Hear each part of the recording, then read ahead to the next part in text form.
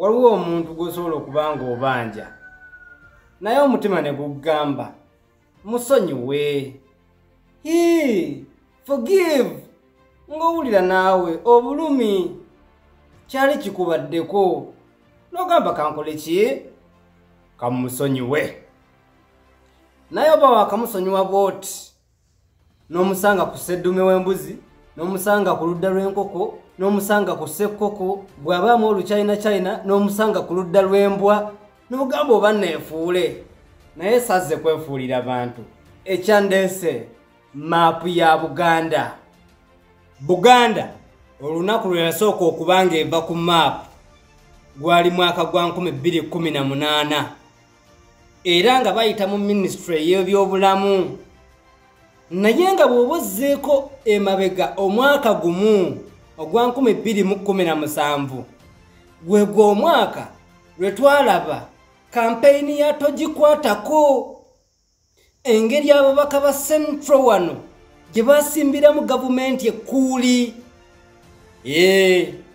Kaakati guno omwaka kye kimu balowooza nti wano mu Buganda we wali opposition eremesa gavumenti okweriisa enkuuli mu nteekateeka zaayo, ne batatunuulira myaka emeka gavumenti gyemaze ku ntebe. Tekisoose mwaka guno. Naye olowooza lwaki bagamba naye leero katugijjeko, era lwaki bakozesa ministry ya byabulamu? Kubanga ministry evunaanyizibwa ku bya map bagiyita Ministry of Lands, Housing and Urban Development.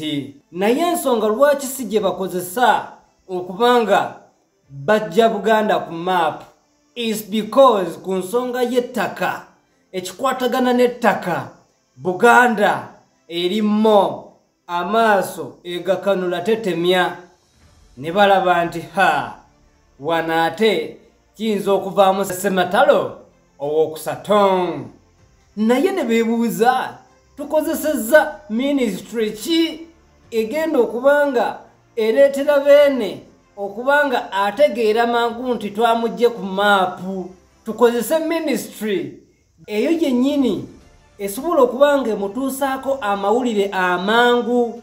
Ntegeeza ministry nga yo bw'obanga ogigenzeemu Obuganda buba amawulire bugafuna mangu, kozi mukitegeera bulungi nti ensiisira z'Obwakabaka zituula mu masaza ag'enjawulo ne bajjanjaba abantu ab'enjawulo ne bagema abantu ab'enjawulo ku bwereere, naye ng'amalwaliro ga gavumenti temuli ddagala.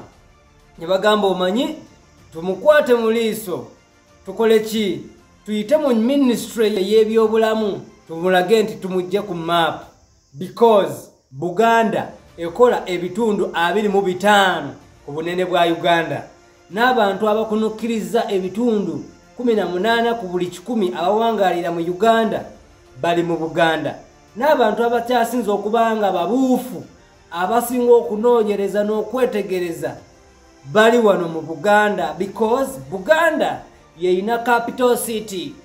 Kati bwe babeera nga bakozesa ministry y'ebyobulamu amawulire gatuuka beene mangu.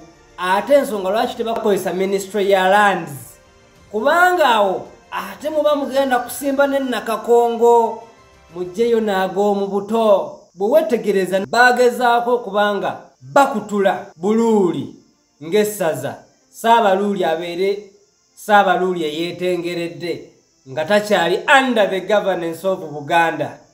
Ekyo ne kirema, ne bagezaako okubanga Kamuswaga wa Kooki bamukutula ku Buganda naye abeere nga yeetengeredde, so that Buganda esigalako ku maapu nga ntono ate nga n'erinnya terikola ki teririiko, because Buganda bw'oba ogirabye ku maapu yesinga obunene.